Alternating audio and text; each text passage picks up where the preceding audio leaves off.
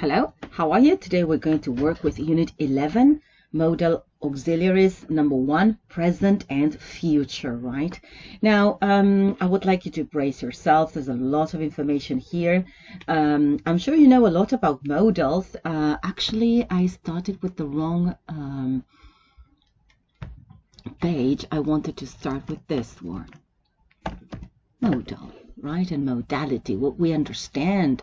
What do we understand about modality? What is a modal? Is it an auxiliary?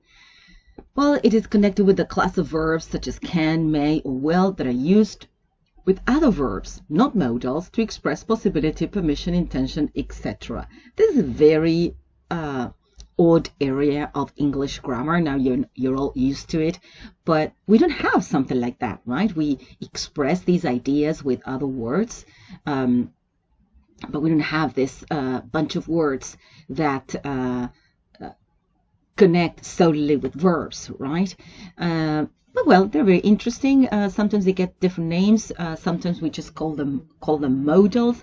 I call them modals. You can also call them modal auxiliaries or modal auxiliary verb. Whatever. Maybe your grammar teacher gives them a different name. So basically, these are words that function with other verbs, right? And change the meaning of the verbs, showing this idea, as it says here, of possibility, permission, intention, recommendation, uncertainty, certainty, and whatnot, right? You know, all these words, fortunately, you know that they always precede the verb, except for ought to and have to, right? That take to. The others do not take to.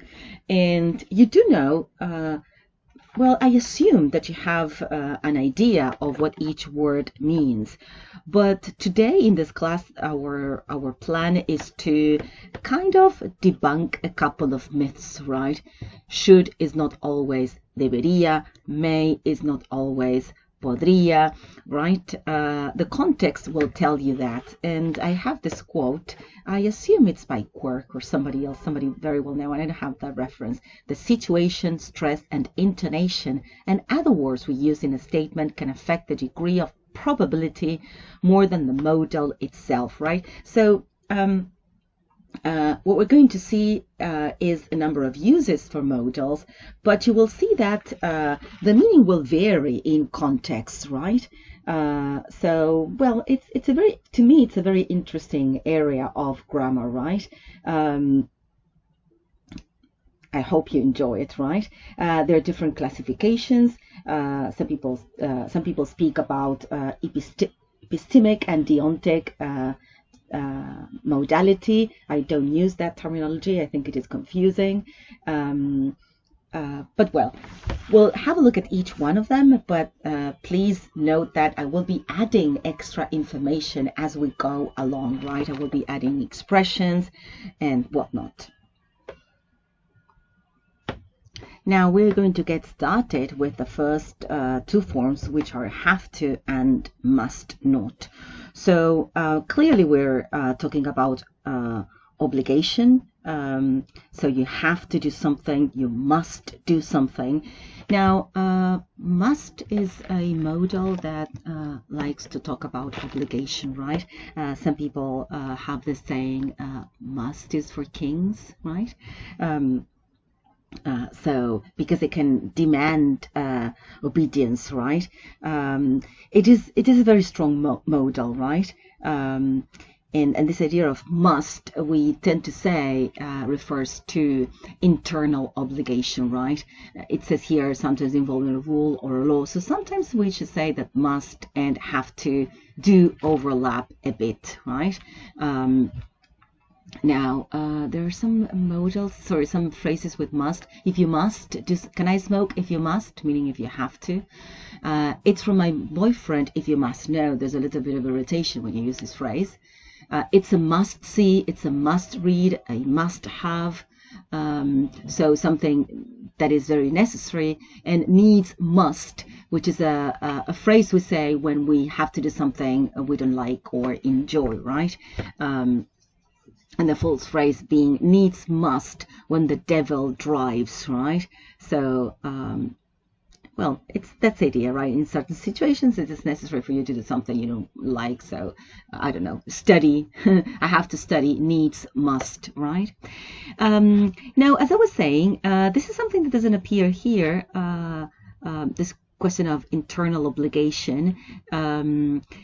Though sometimes we do seem to associate, or it makes sense to associate must with something you know you should do because it's the right thing to do, as opposed to have to, which is what we usually call external obligation. So somebody making me do something. There's this little box here. I am not going to read it with you, but if you wish, you may stop the video now and have a look at the contents of this box. I'm gonna share the rest, right? So if you wish, you can go over it. They're very interesting examples here. So you don't have to work tomorrow. The idea is, the example here on page 59 is that well, there's no obligation, right, for you to do this. Later, we're going to talk about need and how need is associated sometimes with authority coming from the speaker, right? And the next example, you must not leave the room before the end of the test. Now, in this case, must becomes a command, right? Notice that we can also use, for example, will for commands, right? You will not do this, you will do that. And that's slightly different because it seems to come from an authority that is like from the headmaster to a student, right? So it's the obligation coming from someone or someone forcing who with a lot of power, who's forcing you to do something, right? Now, I will be doing this a lot, which is to ask you to switch modals and say, what would happen if I used will in this case? And you will see that when I say you must not do this and you will not do this, or you must do this or you will do this, there will be a difference that sometimes is difficult to express, right? But the context will help you understand. Anyway, clearly the idea is obligation, right? Maybe in this will, when you say you will do this, there's a bit of anger also associated with that, right? Some irritation. Okay, let's move on to the next modal, which is should, right? Now, here you have several meanings, as you can see, 1 to 7.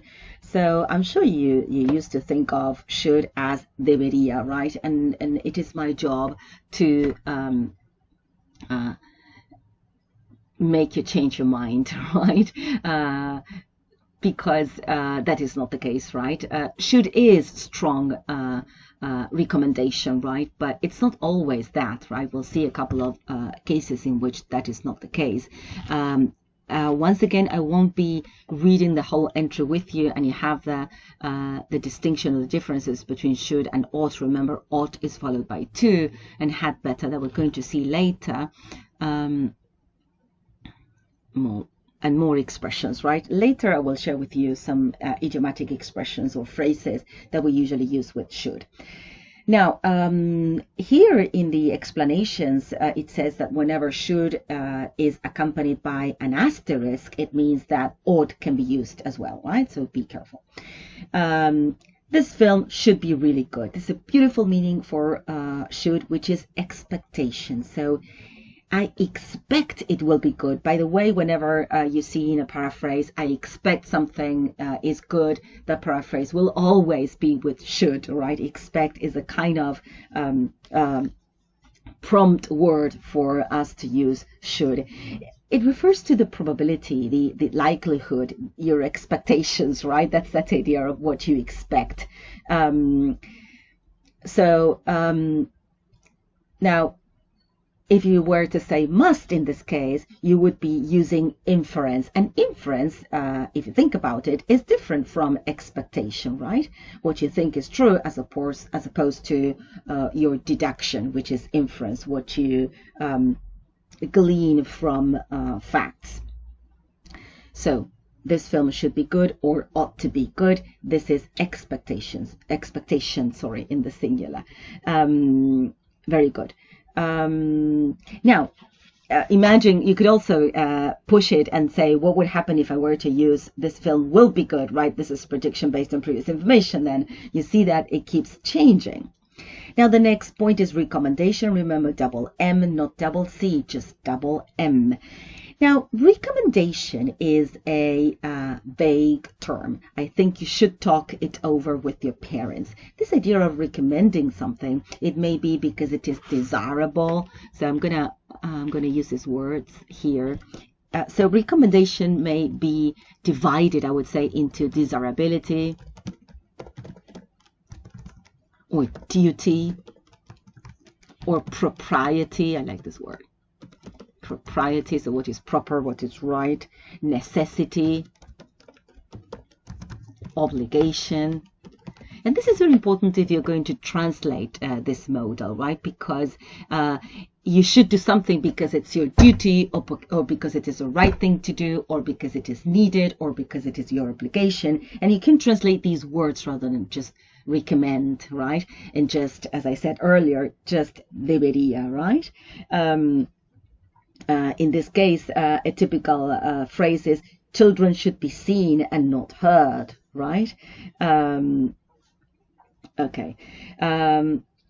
It says here that in writing, should can be used to express strong obligation politely. So guests should vacate their rooms by midday. Notice that this is a kind of recommendation, right? But this is because it is the style of English speakers not to say things too directly, not too forcefully. Now, if you were to translate this as deberían retirarse, los huéspedes deberían retirarse, well, the result will be that nobody will leave, right? In Spanish, you need to be much more forceful. They say, es obligatorio, si no, te cobramos extra, right? So as you can see, these subtleties of meaning are very, very important, right? So should is, this is the best thing to do, right? And we call this a semblance of advice. A semblance, I like this word. So it's the appearance of advice. You should leave. No, you have to vacate the room, right? Otherwise, we will charge you extra, right? So it is also what we can also call a veiled command. Sorry, a veiled command, right? Okay, so let's move on to the next one, which is criticism. I like this one. It is usually used in the negative, right? You shouldn't eat late at night. You shouldn't lift heavy furniture. That could be also strong advice, right? You shouldn't say things like that, right? You shouldn't talk to him like that. Very nice idea. Now, number 4, which is uncertainty. This is solely for the purposes of question making, right? Should I do this? Should I do that? So it is a very limited use, I would say. Now, a very interesting use, which is also limited actually because it's not that frequent, is should with adverbs of thinking. Let me just say should. Oops. Mostly this is I should think so, right? This is very idiomatic, I should think so. But yes, I should think not. No, that's all. Well, the example you have here is much better actually, which is because in this case it just means I think so.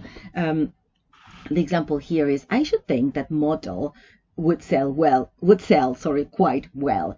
And it says here that this is made to make an opinion less direct. I should think. And the examples here in the dictionary are the same, right? Only you don't have a context, right? I should think so. I should think not.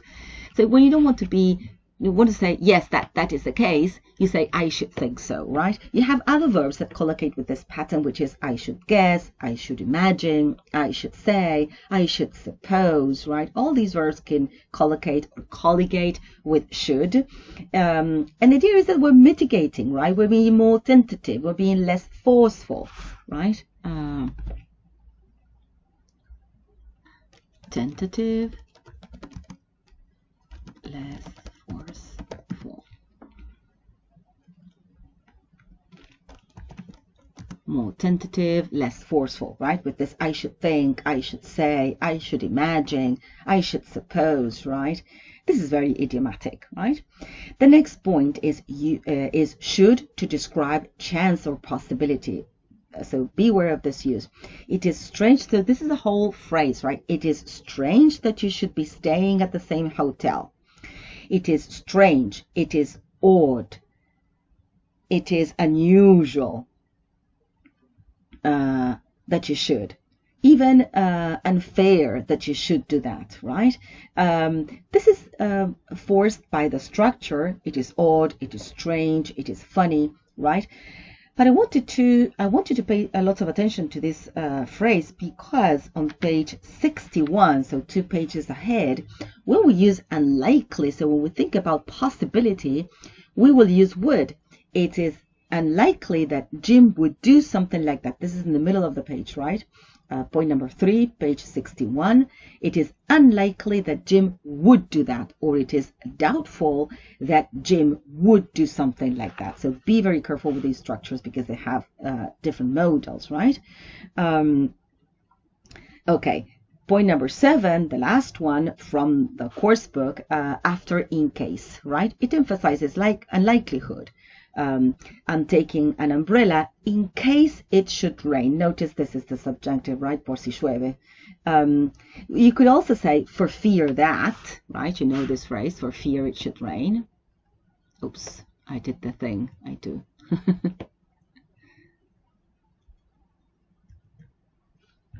Come on. For, well.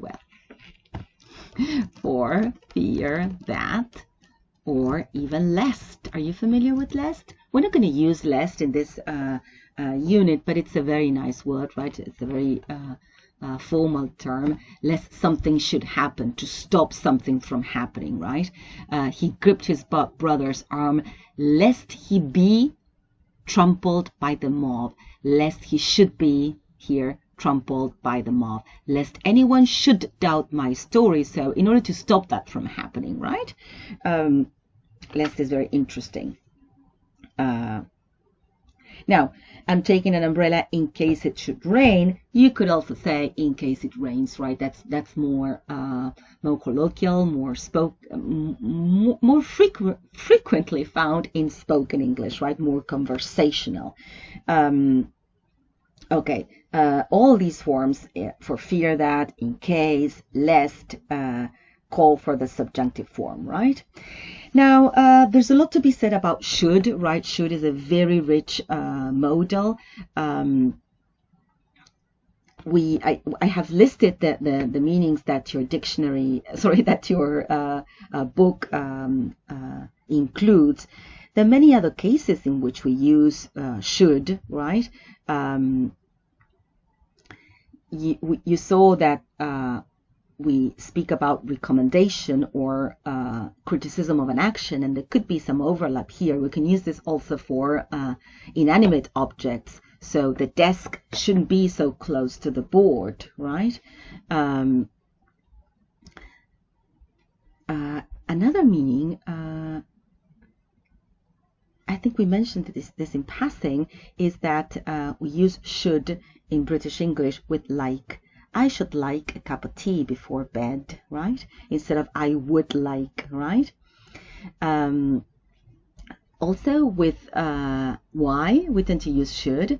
Why should anyone want something so horrible? Why should you buy something that you can't afford, right? Why should you? After why, right? Okay. One last thing is that there are some expressions with should, right? And this expression that you may be familiar with is you should cut your coat according to your cloth, right? I don't know if it is here, right? You should cut your coat according to your cloth, right?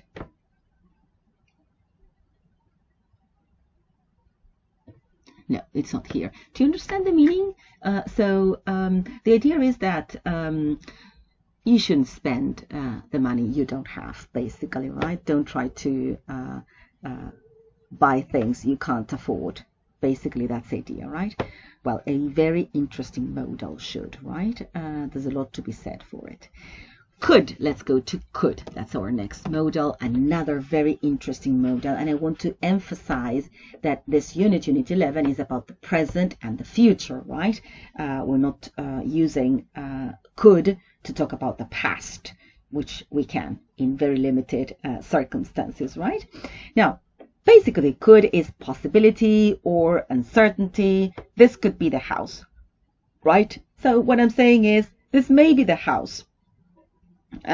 Possibility, right? In this case, it could be the house, it may be the house. Could seems to be more certain than may, but in context, this will vary, right? So it's just a possibility. What I mean is maybe this is the house, right? Now remember that could is also associated with ability, right? Not here, okay? The next point is a use that has to do with colligation, right? That we use could with comparatives. The situation couldn't be worse, it could be better, right? So remember that we use could with comparatives. Now I'm going to go to point number 3, which is using could to make suggestions. We could go to a new restaurant, right? We could do this, we could do that. Just a suggestion, very, very simple, very straightforward. And this last use, could, is used to express unwillingness. And I want you to be very careful here because we're using could in this way, it means something else. I couldn't possibly leave Tim here on his own. I couldn't possibly leave Tim. I couldn't possibly do that means I don't want to do this. So yes, unwillingness, but because it is wrong, because it is against my beliefs, because of something, because it goes against my principles. So be very careful, because when it says here just unwillingness, this is not wrong, but certainly incomplete, right? Now let's check here. Well, also could I, to ask for permission. That's a typical use of could. Could we do this? Could I do that, right? Once again, I am not going to go over the entire entry. We're going to look at the only expression here. I could do with something. I could do with a drink, which means, well, I would like a drink, right? Your hair could have, well, this is in the past, could have done with a wash. It needed a wash, right? Now, with could, there are other expressions like I couldn't care less, and you know the expression, the full expression is I couldn't care less. I couldn't care less, right? Though people today are beginning to say I could care less, right? This is simply, we have dropped the negative, right? But what it means is I don't care, right? I couldn't care less. Now there's another expression which is I could count.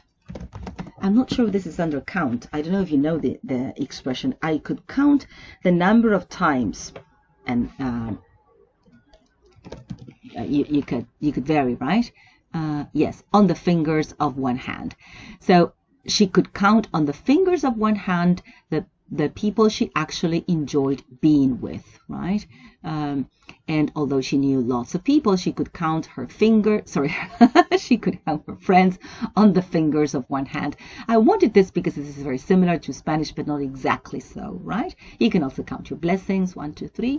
Count the cost of something, right? Feel the bad effects of something. So the town is now counting the cost of its failure, so feeling the bad effects. Count sheep, right? When you want to sleep. Don't count your chickens before they're hatched. So don't, well, this is actually about counting and not about could, so I'll stop. Sorry. I will go back to could because this is what I wanted, right? So so as I said, the other expression is I couldn't care less. Another typical expression is nothing could be further from my mind. Nothing could be further from my mind. So that's not what I meant, right? This is not what I wanted to say. Another expression is you could cut, do you know this one? Cut the atmosphere with a knife. Right? You could cut the atmosphere with a knife. I couldn't agree more. That's another typical expression with could. We also say, quite idiomatically, do you know where Susan is? Or I couldn't tell you, which usually means I don't know, right? I couldn't tell you. I have no idea, right? And it doesn't necessarily mean no puedo decirte, right? No tengo permiso de decirte, right? But it might mean that in some context, right? I couldn't say basically means I don't know, right?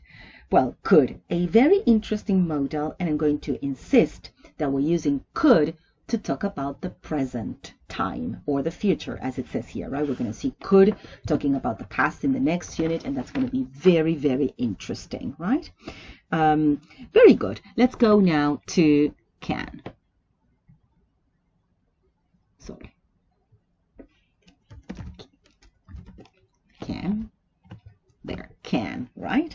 A modal you're very familiar with, right? By the way, can as a noun has many meanings, particularly in American English, right? It can informally, right? It can refer to the prison, or can, of course, una lata, right? You know, and you know, sorry, that's the American English, right? British English uses tin, but I was interested in a watering can, a spray can. The can in American English is the prison or the toilet, right? He's in the can, right? He's in prison mostly, right? Okay, so let's go back to our can as a modal verb, right?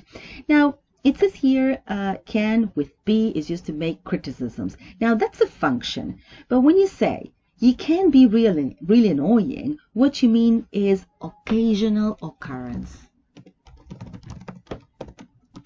Right? Okay. So it's not that you're annoying all the time. Sometimes. Yes? Occasional occurrence. Right? And actually the same goes for the next example. Winter can be cold. Sometimes. Yes? Occasional occurrence, right? So be very careful with this use of can, right? Now you can see here many, actually the entry for can naturally is going to be very, very long, and you're going to see the difference between can and could and manage, right? This is something actually we'll tackle in the next unit. And as I said, if you wish, you can pause and pay attention to that. The difference between can and may, which we're going to say very quickly, that initially the modal we'll use for permission is may. May I do this? May I do that? But of course we use can for permission as well, more informally, right? But this is the reason why people on many occasions say, yes, you may, but sorry, you can, but you may not. So you can, and this is the main difference between can and may, you can because you have the ability. Can I go? Yes, you can because you have legs and you can walk and you can go. But you may not because I don't give you permission, right? But of course, we can use both for permission, right? Can is just more informal in that sense, right? But remember, we use can for ability. I can dance, I can sing, right? I can climb, whatever. You have some idioms here, as happy as can be. You can't be doing with that. This is very idiomatic, right? I can't be doing with people who complain all the time. I think you can gather what this means. I can't be doing with you moaning all the time. So I can't stand it, right? No can do. Mostly American for me. Sorry, no can do. So I can't do it, right? You're not able or willing to do something. Very beautiful expression. So as I said, you use can for ability. We use can for with verbs of perception. I can hear, I can see, I can smell, right? And idiomatically, we use can for puzzlement or impatience. What can he mean? What on earth can he mean? What in the world? What the devil can he mean? What in the name of God can he mean? Yes. So that's a very interesting use of can, right? Now, one final point about can, which I really think is very important, is that when we use can, we talk about a theoretical possibility, right? I'm going to add it here. Occasional occurrence is one of the meanings, right? And the other is theoretical possibility. Right? What do we mean by that? When I say it can rain, what I mean is that given the meteorological circumstances, it can rain, it can snow, it can be sunny, it can be, I don't know, whatever. It can be windy. But if you want to know what are the odds of there being rain tomorrow, we would rather I said it may rain or it may not rain, right? It may rain suggests a more realistic possibility rather than a theoretical possibility, right? This is not always so, so you need to be careful with these modals, right? So think about our context. A disease can spread. Okay, this is not occasional occurrence, this is a theoretical possibility because diseases spread, right? Theoretically speaking. But if I tell you it may spread, you're thinking about the real circumstances and you're going to protect yourself. So if I say it can rain, well, it can rain, it can snow, whatever. But if I say it may rain, well, you grab the umbrella, right? And then you leave. Be careful, it may rain. You wouldn't say it can rain, right? Very interesting distinction between can and may. Now, the next entry is about the difference between can't and must, right? Which is a different thing, right? We use can't and must for deduction. This is the word. Sorry, deduction. Because sometimes this is difficult to pronounce. I prefer using inference, which is more or less the same thing. So actually one is the opposite of the other. If you say it must be wrong, the opposite would be it can't be wrong, not mustn't be wrong, right? So when you're making an inference, you will say either this must be like that or this can't be like that, right? So that's all there is to be said about this, right? So don't worry. There are some idiomatic expressions with must, like, I don't know if I'm going to find it here, but you probably know you've made your bed, now you must lie in it, right? Let's see if I find lie. Well, because, sorry, it's difficult. A bit of roses, die in your bed.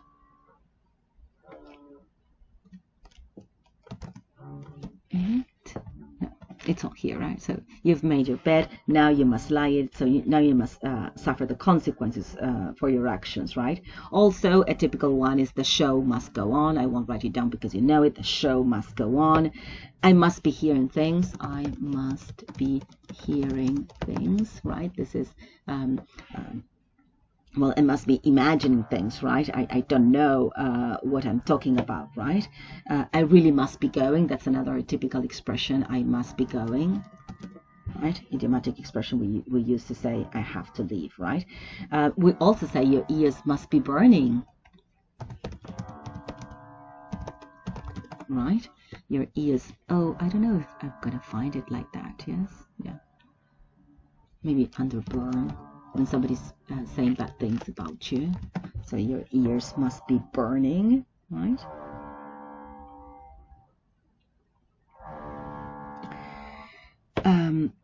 Okay.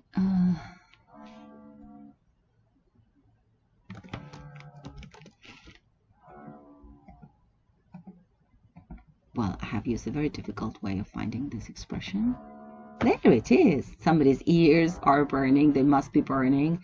A person thinks that other people are talking about them, especially in an unkind way, right? As regards must, remember that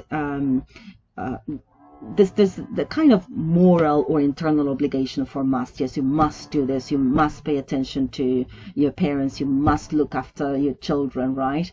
But we also use this for objects, right? For inanimate objects. So the door must be closed. So this is a kind of transferred obligation, right? We also use this for advice. You must see that film, right? For reproach, must you always interrupt me, right? Okay, so those are uses of must. Now we're going to move on and focus on may and might, right? We're going to look at may. And here, the first point is she may be the boss, but that's no excuse for shouting like that.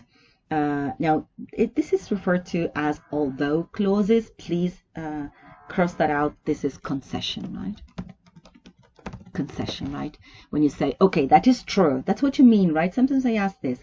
She may be the boss, but that's no excuse for her treatment. This means while it is true that she is the boss, that doesn't mean that she is allowed to treat me poorly, right? Very specific use of may, right? The next one is with the expression as well, right? May as well or might as well do something. Your examples here are nobody else is going to turn up for the lesson, so you may as well go home, right? Some students have said chafoué, right? A typical reaction. Now, this may as well or might as well, which is a bit more emphatic, can be paraphrased as that's the only thing left to do, or it makes no difference, or there's no reason not to do it. Depending on the context, either of these three will be appropriate, right? Here, the examples here are, if no one else wants it, we might as well give it to him. So it makes no difference. There's no reason not to do it. That's not the only thing left to do. If you're going to have sugar, you may as well have a bar of chocolate. So, well, you could say, there's no reason for you not to have a bar of chocolate, right? Or chocolate bar. Now, point number 3, for possibility or uncertainty, the peace conference may find a solution, and this is the may that I was contrasting with can earlier. So this is a possibility, right? So when I say, if I were to use can here, the peace conference can find a solution, I may have different meanings, right? It may be really possible, or it may be theoretical possibility, and may becomes a more possible possibility, if you wish, right? So be very, very careful with these uses, right? May, possibility, right? The last point for may and might here is try as I might, or try as I may, or be that as it may, right? That's very similar as this expression here, which is whatever I did, right? Although I tried hard, as it is paraphrased below. Now, of course, remember that may can also be used for may I do something, may I help you, to offer something, to give permission, you may do this, right? You may not is a strong way of uttering a prohibition, right? Stopping someone from doing something, right? We also use polite expressions like if I may say so, if I may ask, right? And we also have these wishes that we mentioned earlier. May God be with you. May you have a good day. May the best person win. May you both be very happy. May the odds be in your favor, right? It is highly, this is a very idiomatic, modal, right? Okay, and I want to check might. I think there was nothing else in the notes, but just in case. Might, sorry. Yeah, might as well, may as well, right? There's nothing. Now, I realize now I forgot one use of may, which expresses condescension. You know condescension? Oh, nice word, condescension, right? Condescension or superiority. And what may you want? And how old may you be? And who may you be? That's very nice, isn't it? Okay, and I have some more expressions that I think are very interesting. Well, Mayday, yes, which is a signal for distress over the radio. Mayday, right?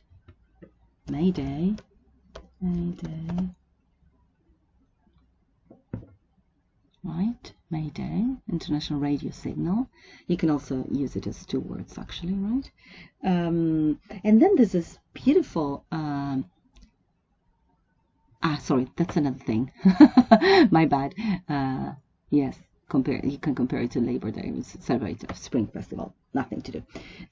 Yes, May Day. Remember, our May Day for a distress call is May Day, one word. Now, the phrase I wanted to share with you is this one children use. Sticks. Do you know it? Sticks and stones may hurt my bones. Yes, I'm going right. But words will never, or can never hurt me, right? This is something children say. Well, maybe not just children, right? Okay, that is all for May. That's a lot, right? Let's go for shall now. Shall.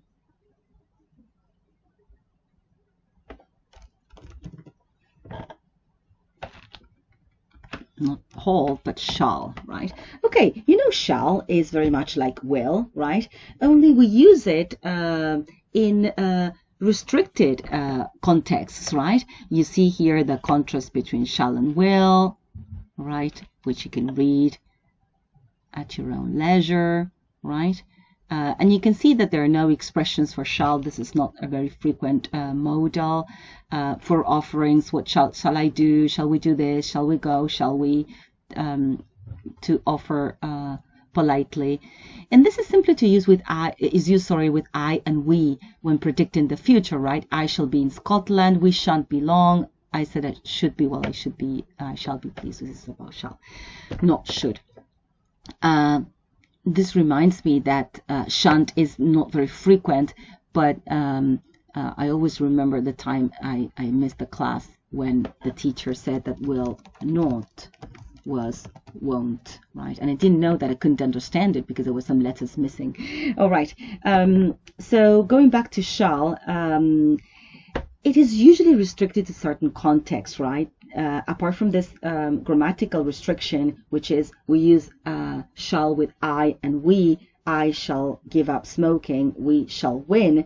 You can see here that it is a bit forceful, right? It is a bit more emphatic, right? In this idea of promise that will has. We'll see as soon as we turn the page, we'll get started with will. And will is strongly leaning towards a promise, right? But shall was also used, is also used, mostly in legal context or in religious texts. You will find shall there a lot. And also in grammar books or in any kind of reading you do for history, we shall explore a certain topic in next chapter, right? Okay, and then there's some very nice expressions with shall, like one boy who shall remain nameless, right? So, you know, we have in Spanish this idea of se dice el pecado pero no el pecador. This is close to that, although actually for that we have no names. No, let's see if I can look it up. No names, no back drill. Hold it. I don't think this is here in this dictionary. No names, no back drill. This is either from the First World War or the Second World War. I forgot to share this nursery rhyme with wood, right?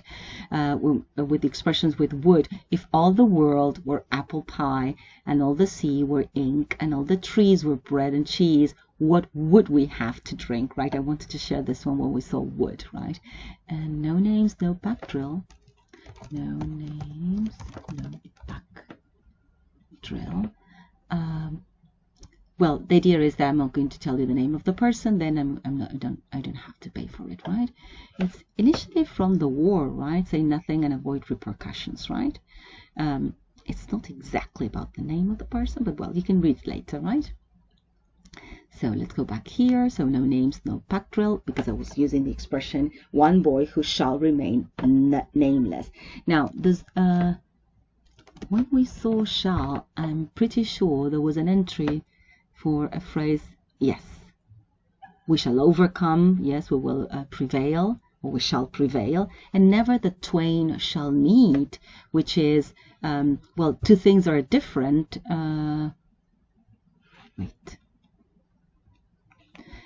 Two things are so different they cannot exist together, right? Never the twain shall meet. Now, there are other expressions with shall. Sorry, I'm going a bit fast. Well, as ye sow. You will not find this here. So shall ye reap. Yes, this is the old version for you reap what you sow, which is cosecharás tu siembra, right? So you actually have to face the repercussions of your actions, right? Okay, now there are many other expressions. Remember, as I said, shall is used for polite offers. And there's one more thing. Let me see.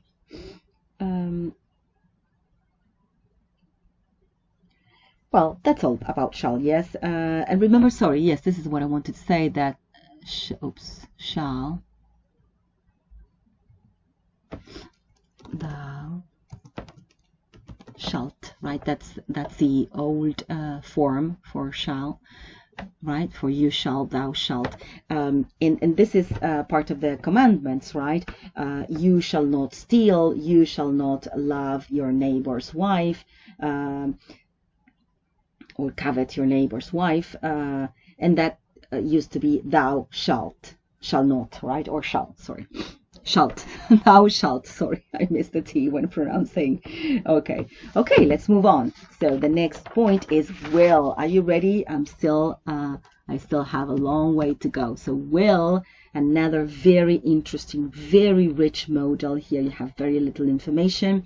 The phone's ringing, that will be for me. You know, this is clear use of prediction based on previous information. Please never say assumption. Assumption is very vague, right? Will, in this case, says, I know that whenever the phone is ringing at this time, it is for me, or I arrange for somebody to call me at this time, that'll be for me. I know. Right? The bell rings, that'll be your father. I know that's the way he rings, right? So this is the idea of prediction based on previous information, right? The next meaning here is intention. I'll do it. I'll take the money anyway. And this is what we called actually decision at the moment of speaking. Remember, no, you won't, right? This is a command. Yes, I will. Emphasis, right? I will do it. I won't do it. I am doing it. I'm not doing it, I'm not going to do it. All of those are the same, yes? Very, very close in meaning, right? I won't do it, I'm not going to do it, I'm not doing it, right? So using will, using going to, or the present continuous are very emphatic in saying, I don't wish to do this. Now, let me take a minute to talk a little bit more about will, because that's all we get here, and we don't have idioms here. Actually, there are many nice idioms where there's a will. Do you know this one? Where there's a will, that's it. There's a way. Where there's a will, there's a way. So if you want to do something, you have to find a way to do it, right? Where there's a will, there's a way. If you really want something, you will find a way of doing it. This one I like a lot. Truth will out.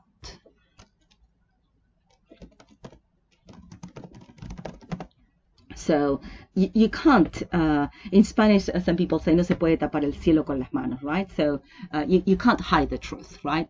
To tell truth will out. Well, this idiom is beautiful. Truth is stranger than fiction, but it's not about will. So we'll forget about that. Flattery will get you nowhere. Do you know that one? Don't you? You know it. Flattery will get you nowhere. So don't suck up to me, right? Don't suck up to him, to her, to anybody. You will not achieve anything by praising people, right? This one I like it too. A drowning man,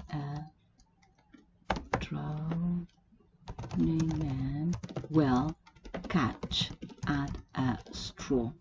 So you hold on to anything when you are in trouble, right? I don't know. This is here actually.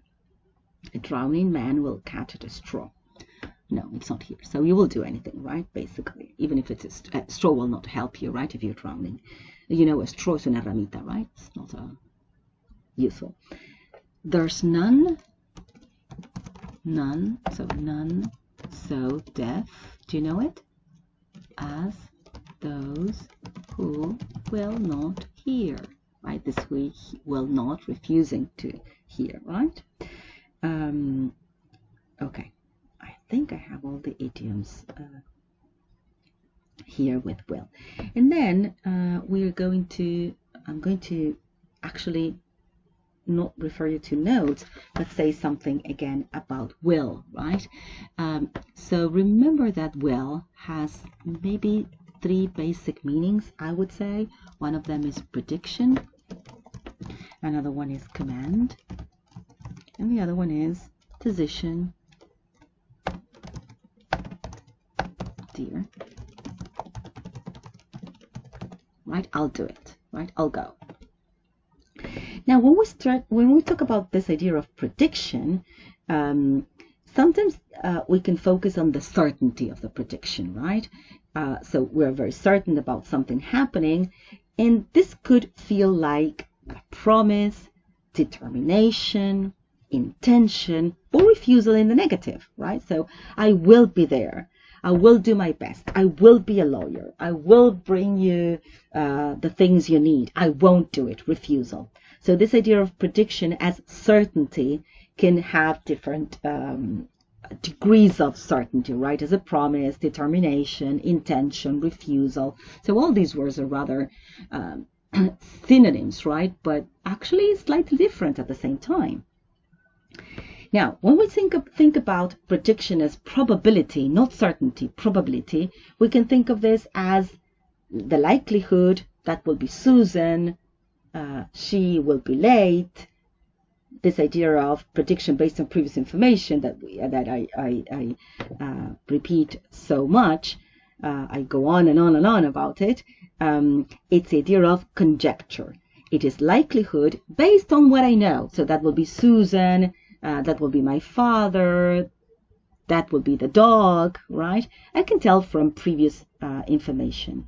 Now, this probability can also be analysis or judgment, and that's the case of the stadium will hold 2,000 people, the batteries will last 2 hours. This is not conjecture, right?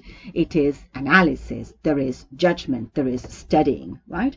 So we have then this idea of prediction, as I said, which can be sort of, this is kind of me making this classification, right? So don't worry. Prediction as certainty or probability. Then command, you will stay here. You will listen to me, little girl, young Missy.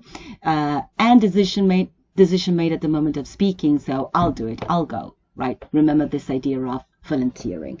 So as you can see, will is a very rich modal. Okay, let's move on to would. So actually, I was going to share the nursery rhyme for would now. I got ahead of myself. Now, in this case, we're using would. I'm still on page 61. Jack would get lost, wouldn't he? And you mean it is typical. This is something annoying that he does, right? And because will and would have to do with repetition, that's the idea, right? This is a kind of persistence, stubbornness, determination on his part, right? So Jack would get lost, the same as Jack will get lost, right? It's an annoying habit, right? And then also we use would for conditionals, right? Nobody would agree with that if we asked them. Life wouldn't be worth living without you if you weren't here, right? So yes, would is the modal, the canonical modal for conditional number. Have you thought about it? Number 2. Okay. Here I doubt we have any idioms. You can go over all this entry on your own. You can compare would and should. And yes, we don't have expressions apart from that nursery rhyme, right? But I have one that I like, which is I wouldn't trust him as far as I could throw him. Or I wouldn't trust him an inch, right? That's fine. Throw. Yes, no? because I got trust the noun, not the verb. Sorry. And now, yes. Yes, come on, find it. Well, it seems it is not here. I wouldn't trust him as far as I could throw him. Or I wouldn't trust him an inch, right? That's the other phrase. I wouldn't trust him an inch, or I wouldn't trust him as far as I could throw him. Very unusual that trust is measured in distance in English, right? Okay. I think that's the only thing I could use with, the only idiom I could use with would, right? Of course, we use would you rather, I would rather, stop, I would rather do that, right? All right, let's go on to point number 3, which is the one I mentioned when talking about should, right? So when talking about chance, it is odd, it is unusual, it is strange that you should do something, but it is unlikely that he would do something, or it is doubtful, right? So this is a very interesting difference, right? Also we use some idiomatic expressions for requests. Would you be so kind as to hold this for me? Would you be so kind as to hold this for me? Or would you be kind enough to hold this for me? Would you be kind enough to hold this for me, right? Good. Now we're going to move on to need, right? So would wasn't that back, was it? Now need is very interesting because I think we go first to the noun, no, the verb. Need can be used as an ordinary verb, right? And this is what we're going to call the non-anomalous use, right? So I use it in the negative. I say I don't need. And if I want to say a question, I say do you need, right?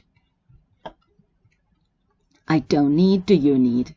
You don't need to leave it, right? Now, actually, need can also be used as a modal, right? And that's where you get the grammar point, right?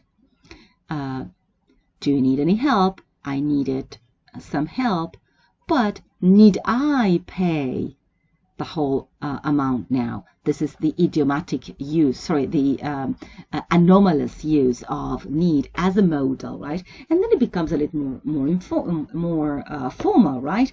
You can say, do I need to pay? But you also say, need I pay?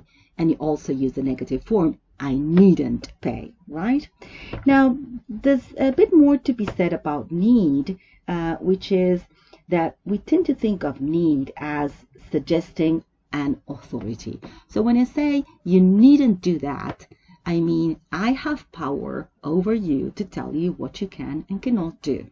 Yes, as opposed to you don't need to do it, you don't have to do it, right? So be careful with these two differences.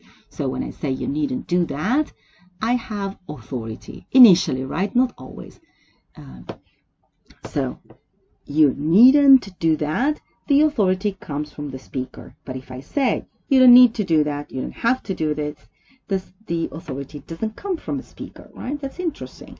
We're going to see need later in the next unit because it also behaves in a very unusual way in the past, right? Now, there was a very interesting idiom here. I need to have my head examined, which is I am crazy, right? Or you need to have your head examined, you are crazy.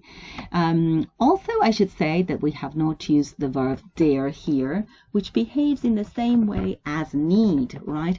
I don't dare do something, do you dare to do something, right? But I can also use it as a modal, right? So I didn't dare, I won't dare. Normal use of dare, but I can also use it as a modal and say I daren't tell her the truth. Notice that when I mean that I'm using it as a modal, it's because I am adding the negative form to the verb rather than use don't. I don't dare, which is what you can actually do. Won't dare, didn't dare, right?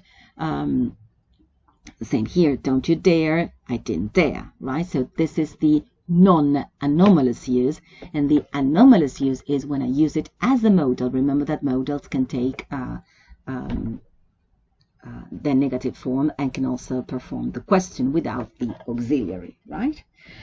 All right, I think we're practically done. Aren't you happy? There are no expressions I can share with need, so we're going to move on, right? Then we have two more expressions here, which are had better, you'd better not phone her again. And I think this is very interesting for two reasons. First, we use the contraction, you'd better. And you just saw in the previous unit that when you say you'd better, this apostrophe D may be would. But in this case, it is had. It is you had better not phone her again. Another thing is that this is strong recommendation. It is not a warning. So sometimes we think of you'd better as más te vale, right? And that's a warning in Spanish. It is not in English. It may be careful, right? But it needn't be. Also, you may say, instead of you had better, we had best be going, right? Sorry, I forgot to look it up here. Had better to see the other cases, right? So remember, also, if you're going to ask a question, hadn't we better, right? You'd better go, you'd better leave, you'd better not do that again. Well, you'd better, it looks like a threat. It is true, right? You have here this entry that can give you more information. You can stop the video right now and have a look at it, right? We won't. Yeah,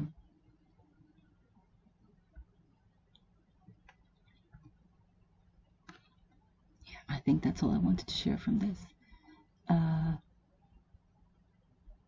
Okay, so yes, this is what I want to say, that in American English, people omit had, right? And they just say you better, right? Here I wanted to show this. You can say you had better or had best to something, right? We rarely see best, but actually it's the same. Now, Americans omit had, and they simply say you better. And many people have no idea that had has been omitted, right? That's the case. There's a case of ellipsis there. But it would be very odd, right? It would be a very idiomatic expression because it doesn't have a verb, right? But that's very interesting, isn't it? Okay, and the last expression here, it's bound to as future prediction. I don't know why this is here, right? Just disregard it, though it will appear in paraphrasing. So you have very interesting activities here. You will see many activities in which you have to choose one or the other modal, which can be quite confusing. And all of the activities are very good except for 8 because it doesn't give you context, right? But they're all very good, all very useful. So go on and do all the activities. Oof, I'm sorry it's been so long. Thank you all. Bye.